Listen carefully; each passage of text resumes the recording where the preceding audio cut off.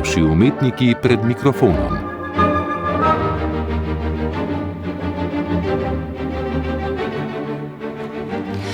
Letos spomladi je dopolnil 70 let dramski igralec Aleš Valič. Rodil se je v Ljubljani, kjer je leta 1977 končal študij na Akademiji za gledališče, radio, film in televizijo. Po študiju se je za 2 sezoni zaposlil v Slovenskem stalnem gledališču v Trstu, nato pa je bil stalni član ljubljanske Drame od 1990 do leta 2004. V tem obdobju je sodeloval tudi v drugih slovenskih gledališčih in izvedel nekaj lastnih produkcij. Aleš Valič ni samo odličen karakterni igralec, je tudi izvrsten interpret umetniške besede. Od leta 1990 poučuje na GRFT, kjer predava umetniško besedo. Leta 2006, ko se je za radio z njim pogovarjala Tadeja Krečič, je bil tudi dekan akademije. Aleš Valič veliko nastopa na filmu in na televiziji. Neprecenljiv pa je njegov umetniški opus, ustvarjen na radiju. Gospod Aleš Valič, začenjava pogovor v oddaji Naši umetniki pred mikrofonom. Navadno vprašam umetnika, ki nastopa v oddaji, nekaj o začetkih poklicnih, življenjskih in tako naprej. Mislim pa, da bi naj pogovor začela prav s tem mikrofonom. Namreč vi prav na Radiu Slovenija zelo veliko nastopate pred mikrofonom v dramskih igrah, literarnih oddajah in to z velikim uspehom. Se pravi, velikokrat avtorji prosijo prav za vas, da vi preberete njihove pesmi, njihovo prozo. In bi vas vprašala, kakšen je ta vaš odnos do mikrofona? Jaz sem imel srečo, da so me odkrili, kot se temu reče v našem poklicu, že zelo zgodaj za delo pred mikrofonom. Dobil sem nekaj vabil že, mislim, da v 3. letniku akademije. In od takrat naprej ta zgodba teče mojega sodelovanja z radijem. Ne samo z Radijem Slovenija, tudi v študentskih letih sem, tega mogoče mnogi ne vejo, napovedoval, bil moderator na Radiu Študent. Pa na Radiu Trst sem v tržaških časih mojih, ko sem delal v stalnem slovenskem gledališču v Trstu, sem tudi veliko sodeloval in tudi potem še kasneje tudi posnel na svojo pobudo in na njihovo nekaj zvočnih knjig, ki jih pri nas na žalost skoraj ne snemamo. In nekdo mi je nekoč rekel, to je bil Vili Vodopivec, ni bil nekdo, je rekel, veš, ti imaš tak mikrofonski glas. Jaz nisem niti vedel tega, seveda. Sem pa res z največjim veseljem že od vsega začetka delal na radiju, predvsem na začetku je bilo veliko poezije, tudi še zdaj. In zmeraj sem tudi rad imel umetniško besedo, saj sem tudi potem posebno diplomo pri pokojnem profesorju Rudiju Kosmaču delal z tega predmeta. Tako da je nekako prišlo do sodelovanja pravzaprav z veseljem z obeh strani očitno. No, to sprašujem tudi zato, ker vsi igralci, dramski igralci nimajo enake afinitete do mikrofona. Tu gre le samo za glas, v katerem mora biti ponazorjeno veliko, ne samo čustvo, ampak pravzaprav tudi stvari, ki jih dramski igralec lahko sicer izrazi na odru. No, jaz sem zelo prepričan, da se v glasu pravzaprav čuti vse, kar igralec naredi. Ta kompleten njegov psihofizis, kompleten njegov izraz. In da pravzaprav delo pred mikrofonom omogoča na nek način še večjo svobodo, ker nima omejitve telesa. Ker igralec ima na odru seveda svoje telo tudi in ga kaže in z njim tudi sporoča. Na radiju je svoboda toliko večja, ker lahko dejansko s svojimi čustvi, svojim čutenjem, svojim razumom, svojo interpretacijo popolnoma svobodno oblikuješ samo z glasom. Tako da jaz mislim, da je to na nek način lahko tudi prednost. In zdaj ste profesor za umetniško besedo na Ljubljanski akademiji.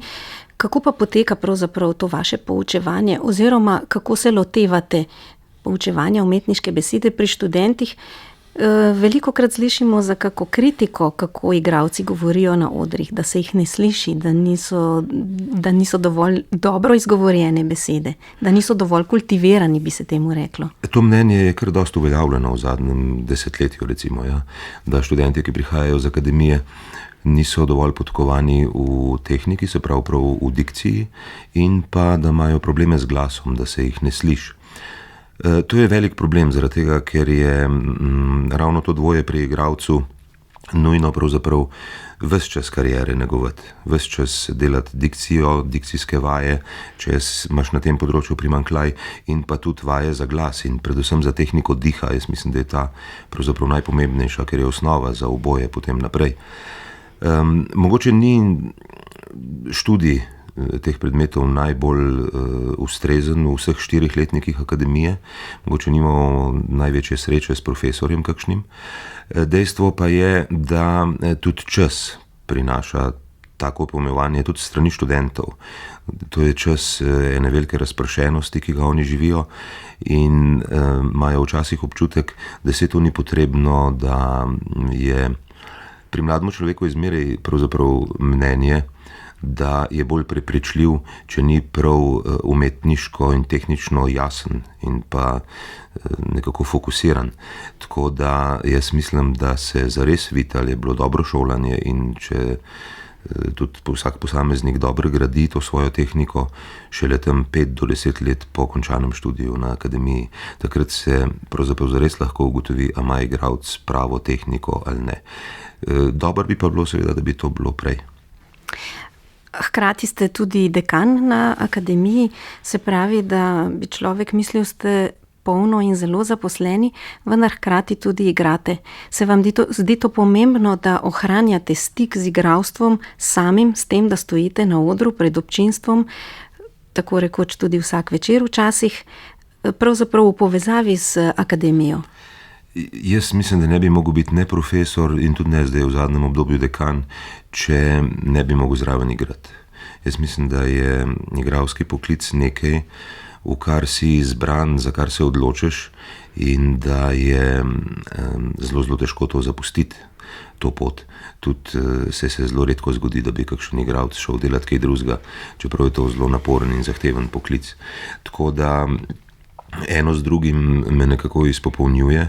Sveda je v zadnjem obdobju, sploh odkar sem dekan, to zelo, zelo naporno in vzame veliko časa, ampak mene delo v gledališču, delo na odru, vaje, predstave, publika, kolegi, s katerimi delam, to izjemno, izjemno veseli.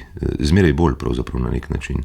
Tako da se zmeraj bolj veselim novih premier, novih predstav, novih srečanj z različnimi sodelavci in z občinstvom. In dokler bo tako, bom nekako vztrajal, seveda, če bodo drugi za to, da mi bodo dodeljevali vloge.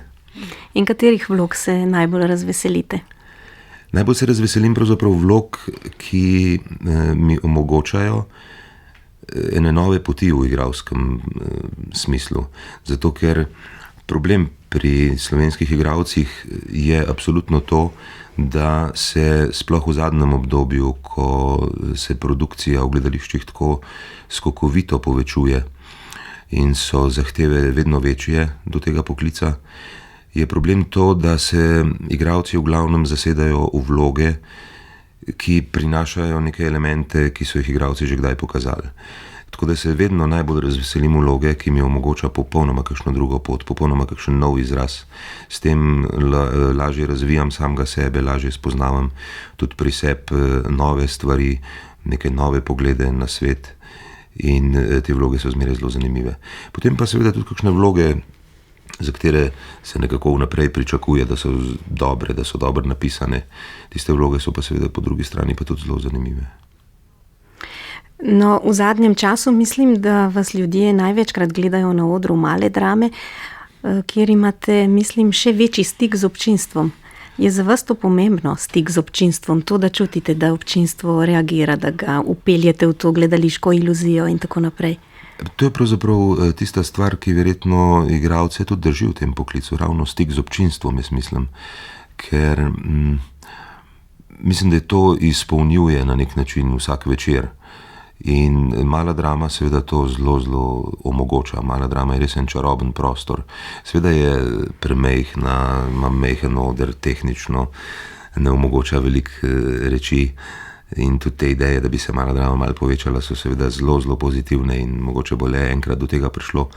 Ampak obenem pa omogoča eno zelo intimno povezavo med igralcem in gledalcem in tam se pravzaprav razvija to, kar slovenskim igralcem mnogi filmarji očitajo, tudi filmski kritiki, da niso sposobni filmske igre. Jaz mislim, da se točno v eni mali drami in v podobnih prostorih to zelo, zelo, zelo dobro razvija in tja bi bilo treba iti pogledati, kako slovenski igralci igrajo lahko filmsko igro. No, če ostaneva še v mali drami, zadnja leta ste tam odigrali zelo veliko, zelo različnih vlog, dejansko obvladujete v nekem času veliko število ali velik diapazon vlog. Kako se selite v te različne vloge? Od Sokrata do nekega novodobnega, sodobnega prevaranta v zakonu. Zelo, zelo z lahkoto se selim iz ene vloge v drugo, kadar so vloge narejene. Dokler se pa nova vloga dela, pa da imaš veliko vlog v sebi, pa to včasih res prinaša kakšne probleme, zato ker ti zazvenijo ene vsebine iz drugih vlog, za katere veš in čutiš, da so dobre vsebine, pa niso ustrezne za vlogo, ki jo gradiš na novo. Tako da ni pravzaprav problema. Največji problem lahko nastane takrat pri selitvi iz ene vloge v drugo, kadar sta si dve vlogi zelo, zelo podobni po strukturi. To se lahko zgodi. Kako pa vaša selitev na televizijo in v film? Seveda je to, zdaj govorimo o preteklosti, vendar kljub vsemu, kako dramski igralec, ki pač nastopa vsak dan znova v nekem komadu, ki se igra toliko in toliko časa, stopi pred filmske kamere, televizijske kamere, kjer posname neko stvar enkrat za vselej, tako rekoč. Ja, jaz sem na televiziji zelo, zelo, zelo veliko snemal, če zdaj nazaj pomislim, od svojih začetkov. Na filmu nekaj manj, seveda, ker se vemo, kakšna je pri nas filmska produkcija, res minimalna. Predvsem v zadnjih letih moram reči, da pogrešam film na nek način, ker nekako ni nobenih vlog, ki bi mi prišle nasprot na slovenskem filmu.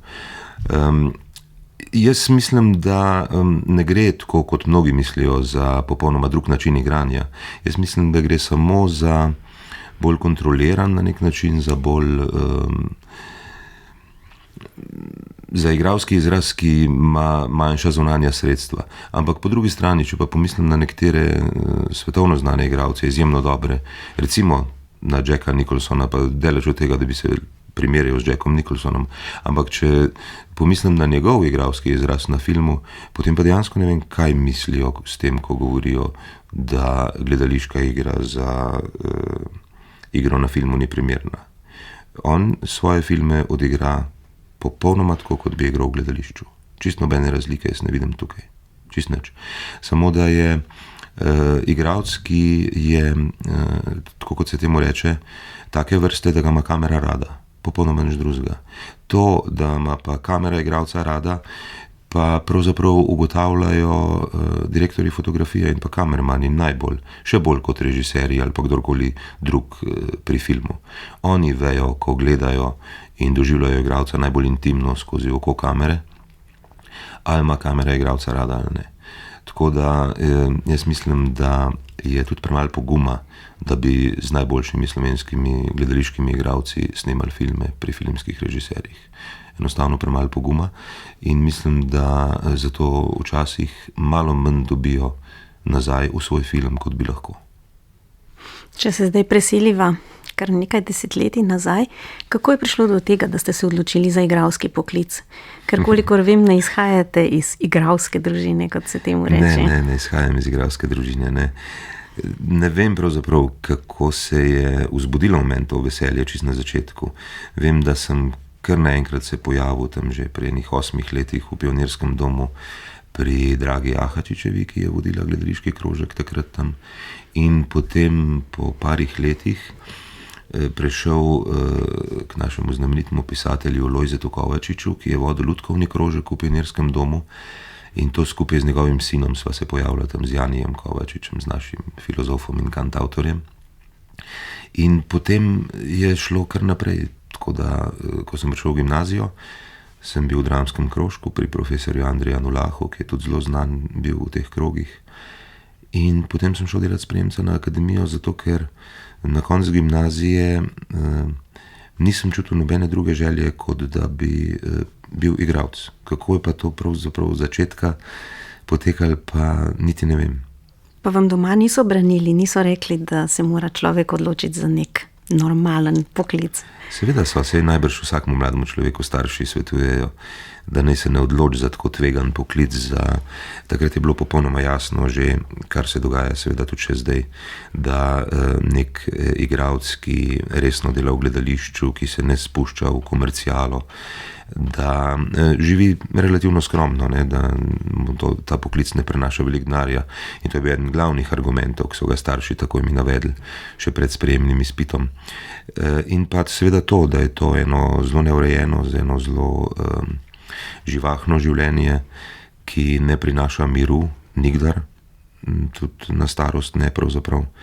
In tako so mi povedali, niso mi pa izrecno branili, ker so verjetno čutili, da je v meni močna želja delati v tem poklicu in so najbrž s tem se potem dokaj hitro zadovoljili tudi. Ne.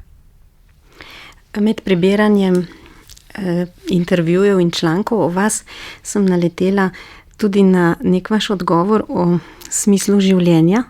Rekli ste, da ste človek, ki o vsem dvomi, da pa iščete smisel tako v zasebnem kot v profesionalnem življenju in da se vam zdi, da ste včasih zelo blizu, da pa je pravzaprav smisla v nekakšnem iskanju.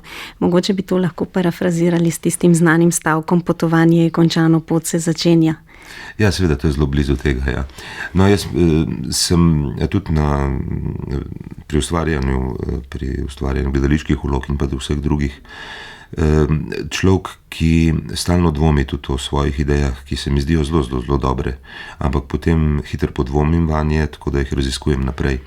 Jaz mislim, da je to nujno za ustvarjanje. Čeprav nekateri trdijo, da dvom ni najprimernejši za enega ustvarjalca, da je boljše, da gre, ko dobi idejo, premočrtno po njeni poti in jih sledi. Gotovo je tudi to možno. Jaz grem večinoma po drugi poti, da večkrat vmes podvomim, preverim in se poskusim na novo odločiti. Smisel življenja je seveda najbrž nekaj, kar celo življenje iščemo, ne?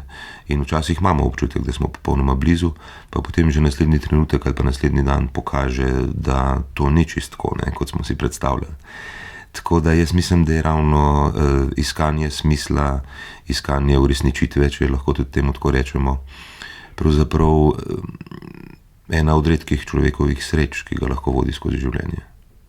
In smisel igralskega poklica je vodenje sebe in ljudi k neki presežnosti, ki je sicer v najbolj običajnem življenju ni. Ta poklic omogoča, da stalno raziskuješ samega sebe in stalno raziskuješ svet okrog sebe, da razmišljaš o njem. Stalno prebiraš nove avtorje, razmišljaš o njihovih dosežkih, o njihovih delih, tako da v tem poklicu nikoli ne more biti dolgčas pravzaprav na nek način, ne. Ta poklic je seveda v osnovi zvezan z eno relativno veliko ambicioznostjo, ker brez tega se tega poklica ne da delati. Zato tudi prinaša ljudem, ki v majhni meri lahko uresničijo to svojo ambicijo, hude težave in je zelo težko živeti v takih trenutkih. Tako da jaz mislim dejansko, da uresničitev v tem poklicu prinaša osebno zadovoljstvo, mnenje ljudi, ki jih ceniš in ki naj bi te cenili, to je pravzaprav največ.